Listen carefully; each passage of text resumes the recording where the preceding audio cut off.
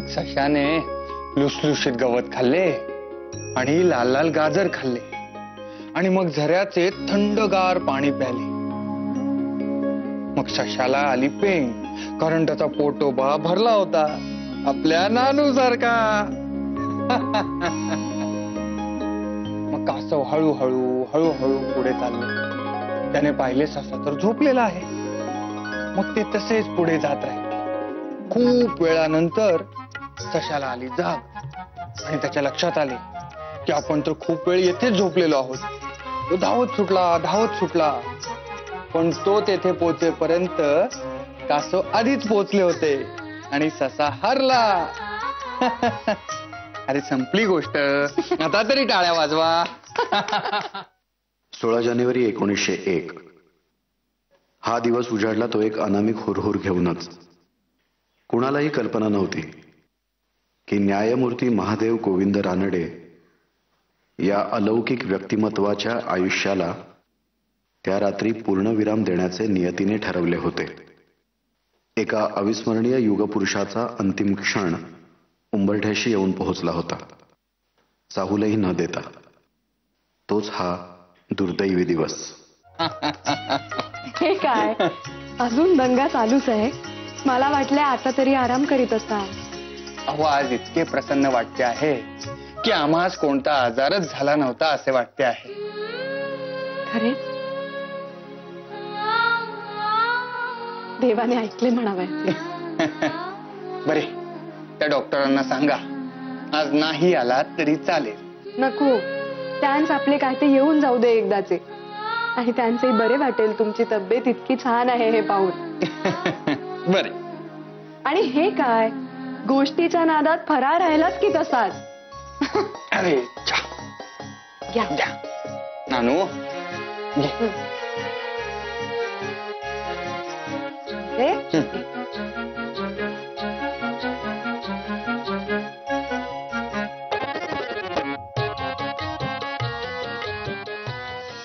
नाही बाई, पांडू काका तुम्हाला शिकवणे फारच कठीण आहे. अहो, असं काय करताय ताराताई, शिकवा की.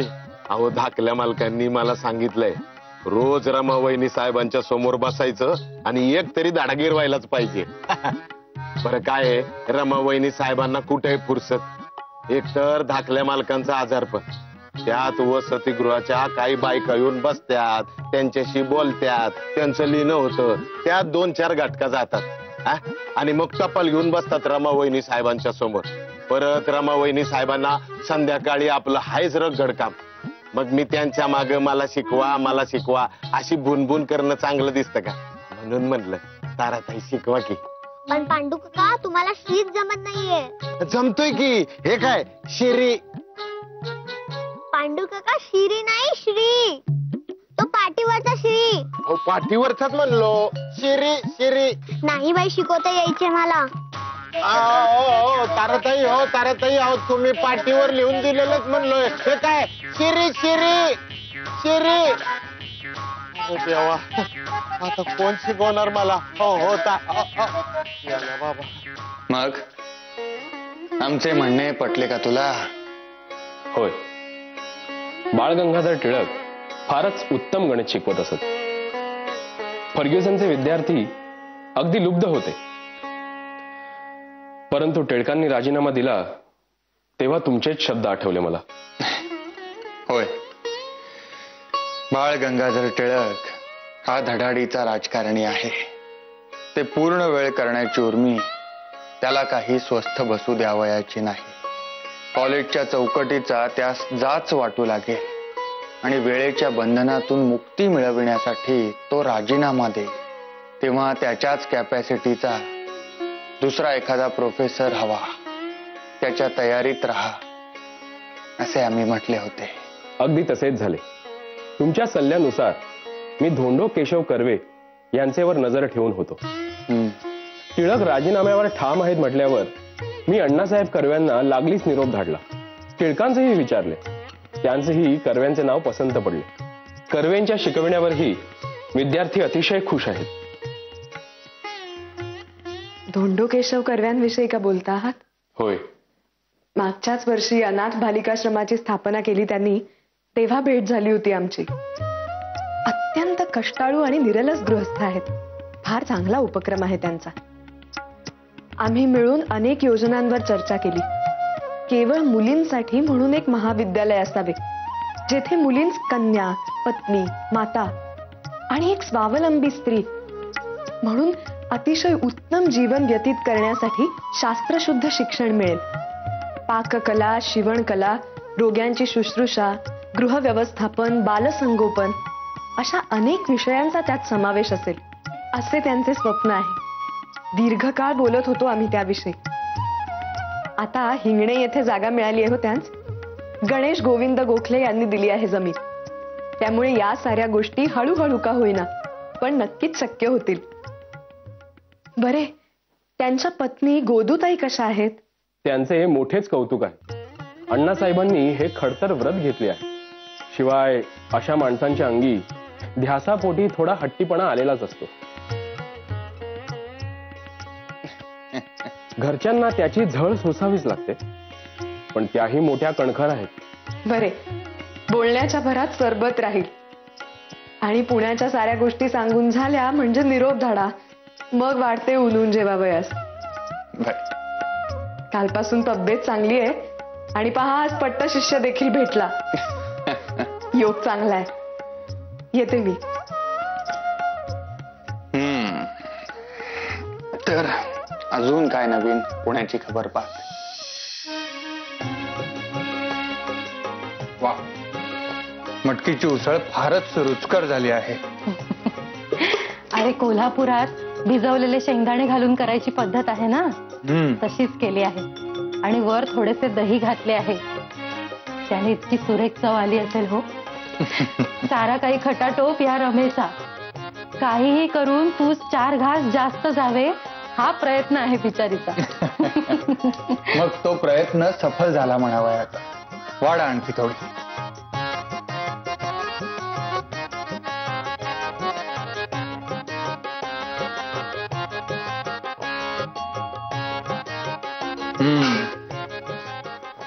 आमच्या जिभेची चव परत आली. उत्तम. आज पुष्कळच बरे वाटते आहे. वाईट काळ सरला म्हणावा याचा. आता पुन्हा नव्या जोमाने काम करावयास सुरुवात. बाई, पाहिलेस पाहिलेस काय रे, झाली का तुझी सुरुवात आता? अरे इतक्या तातडीने कामच कशात जुंपावयास हवे? अहो माई, तोच तर प्राणवायू आहे आमचा. आता जपून काम करू, मग तर झाले बरे. बरे. रमाबाई, आज संध्याकाळी समुद्रावर फेरफटका मारावयास जाऊ, म्हणजे चित्त प्रसन्न होते. हो.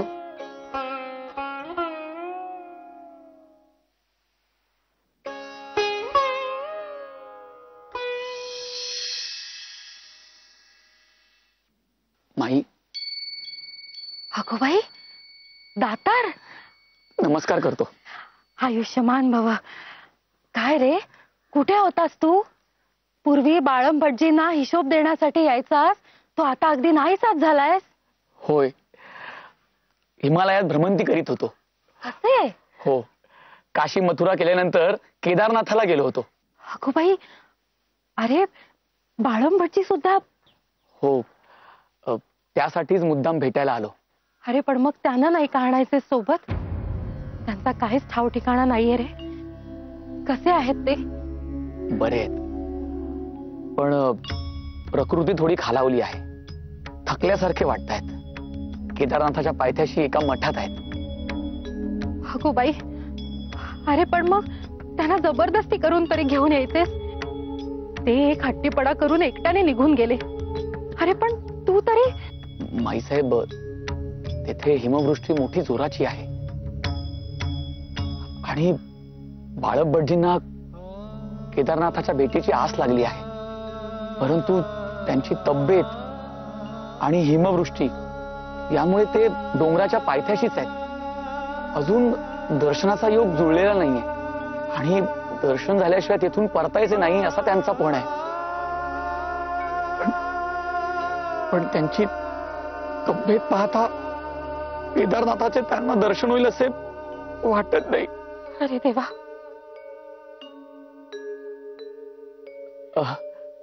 मी सगळ्यांसाठी इतर देवस्थानाचा प्रसाद आणलाय, तो द्यायचा होता.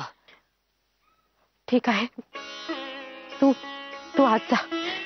सगुणे, याच गुळ पाणी दे आणि फराळाचे काय ते बघ. जा.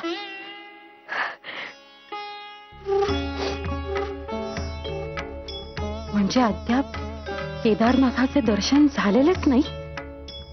माधवाची दिवसेंदिवस खालावत जाणारी प्रकृती आमच्याने नाही पावत आणि म्हणूनच हिमालयात जाऊन केदारनाथाच्या पायावर डोकं टेकविल्याशिवाय चैन नाही पडणार.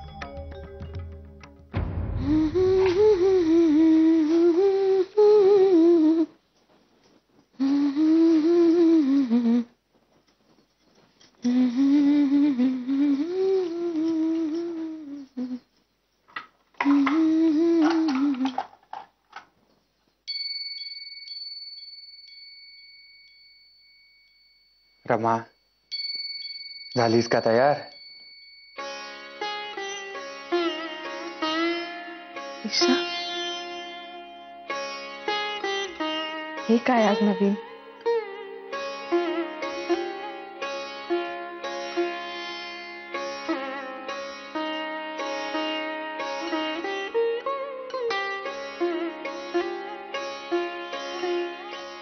आज तुला सखी सहचरी म्हणून हाक मारावीशी वाटते आहे. नेहमी रीतीप्रमाणे आदरार्थी बहुवचनी संबोधन असते, परंतु आज सारी बंधने झुगारून टाकावीशी वाटत आहेत.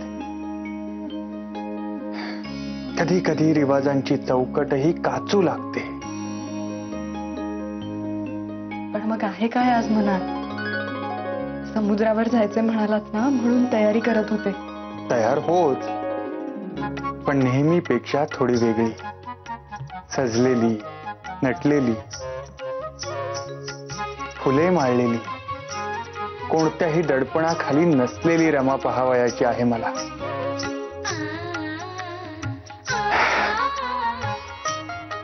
पुण्यास वडील बायकांचे दडपण असे आणि बदलीच्या ठिकाणी प्रतिष्ठेचे, पण आज आपण दोघांनी खूप मोठा पल्ला गाठला आहे आपापल्या परीने. आता थोडेसे मनमोकळे वागणे हवे आपल्याला. अगो बाई,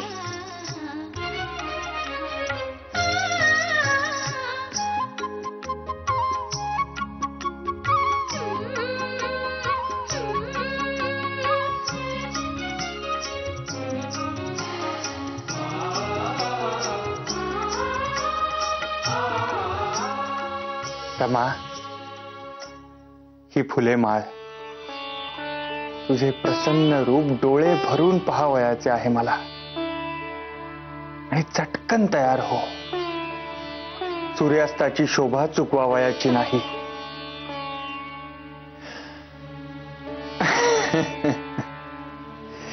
आम्ही डोळे मिटून घेतो, आठवले ना?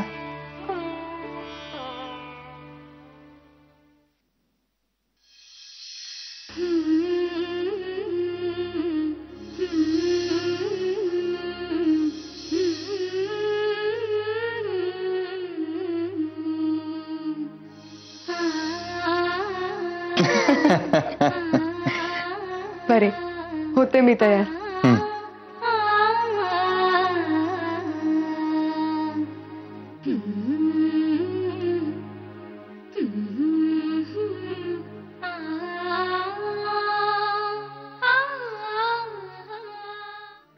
रमा, आवरले का?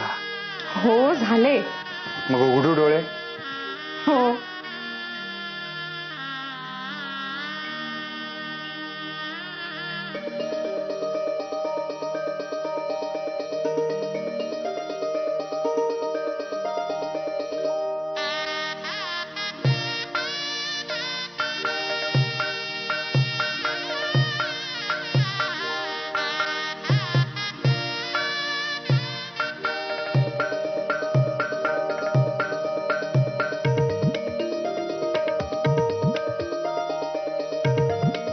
सुरेख.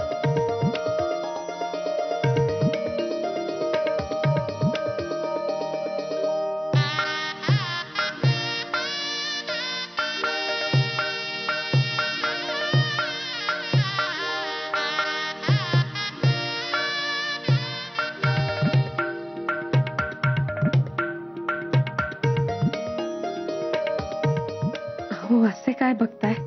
रमा, तुझे हे रूप मला माझ्या डोळ्यात साठवू दे.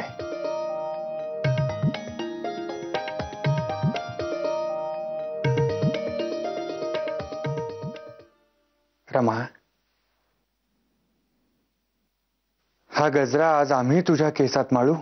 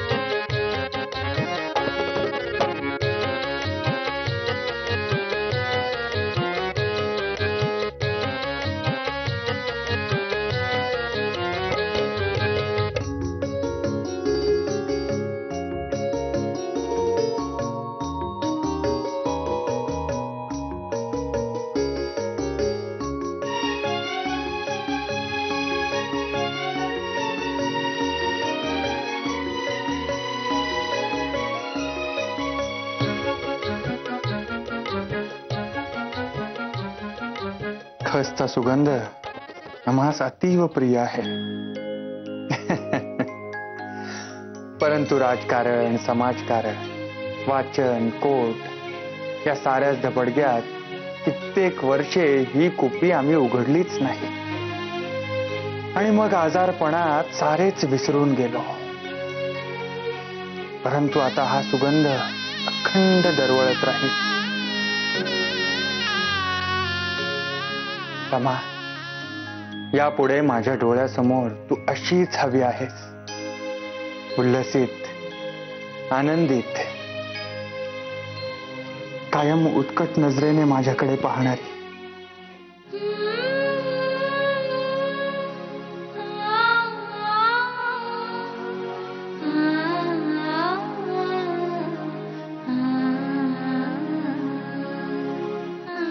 माझी प्रिय रमा.